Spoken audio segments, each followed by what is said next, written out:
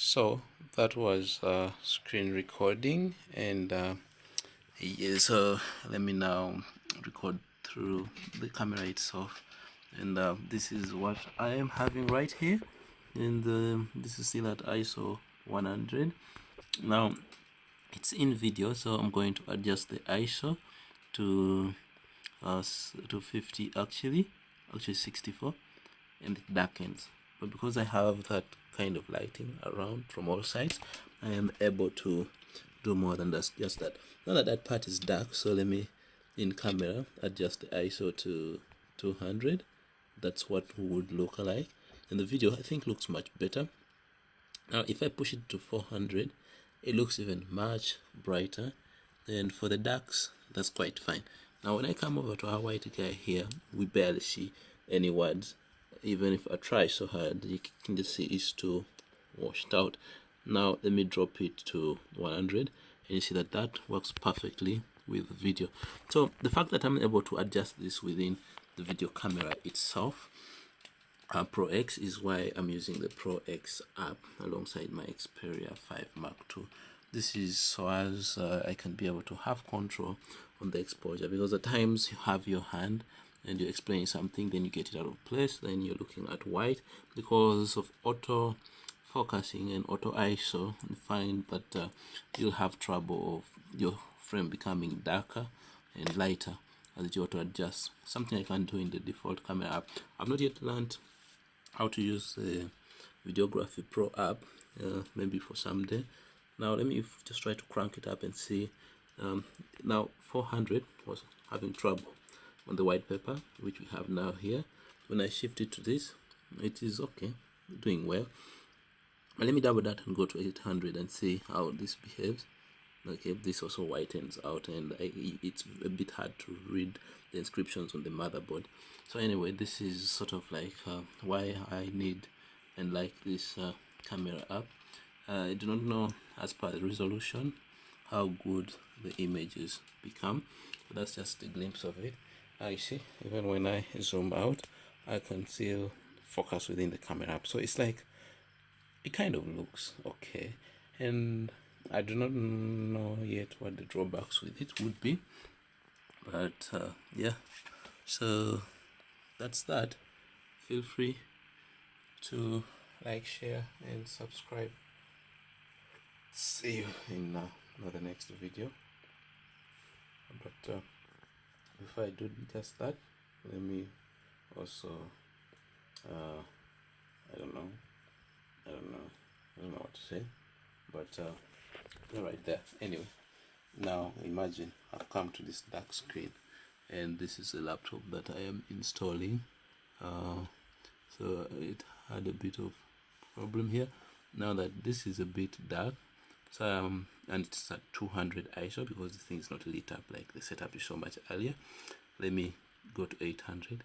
I think focusing can be able to see. Now let me jump it to double that, which is 1600. I do not know where that does any justice. Can I see the keys on the keyboard with this very dim lighting? Okay, double that to 320.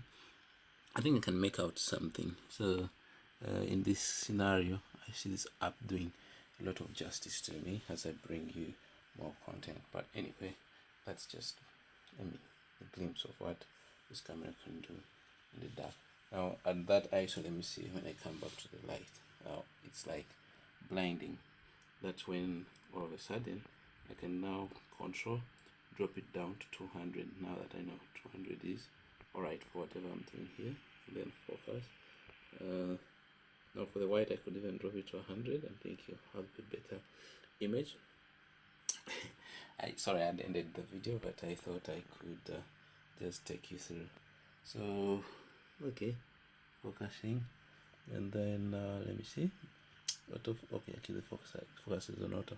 So there are things that you can adjust within this app. I've just showed you the ISO setting, but then it also has shutter speed, focusing, either auto, that exposure, that's EV, white balance, some effects, sort of like effects.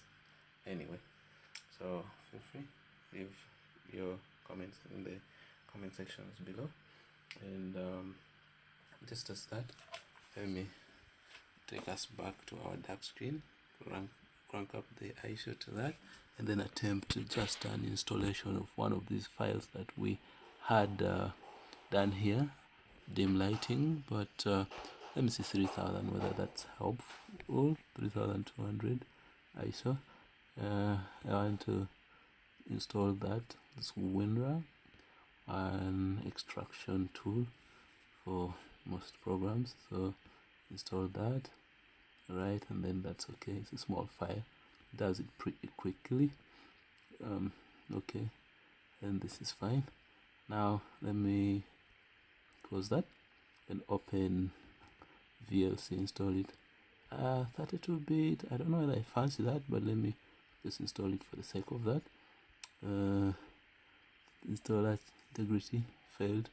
Okay, that's sad. I think the storage location from which I picked it from this hard drive that I have so much caution in bubble wrap has failed me, so I've decided to install Firefox, and then Firefox as such launches, and hopefully it will install quickly.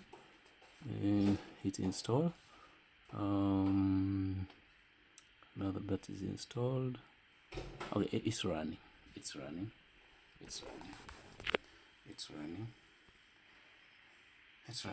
Of course, this is not how I should be doing this. In most cases, I would just install a screen recording app on this machine and record the screen. But since it is a continuation of the camera check, then it's fine by me. That's already installed. So this is the 3rd generation i5 processor, and surprisingly decent by my standards, speed wise. I imagine you adjust it to SSD, I think it could rival some 7th gen i5 that dual core. Maybe power consumption would be the issue, but I could be wrong. You guys could tell me that. Now I need to install Microsoft Office, and let me see. Okay, I don't know whether that helps, whichever, but that's it for now. I'll see you. Please do hit the subscribe button. But of course, when I'm recording this working platform, this is not how it will look like. I just wanted to show you how this gives me the chance to be able to choose a proper ISO that helps me expose for everything that I have to show it, and I protect my thing from darkening or lightening unnecessarily. Today I didn't put the clip on microphone, so my audio is going to be very varied in volume. And I see you.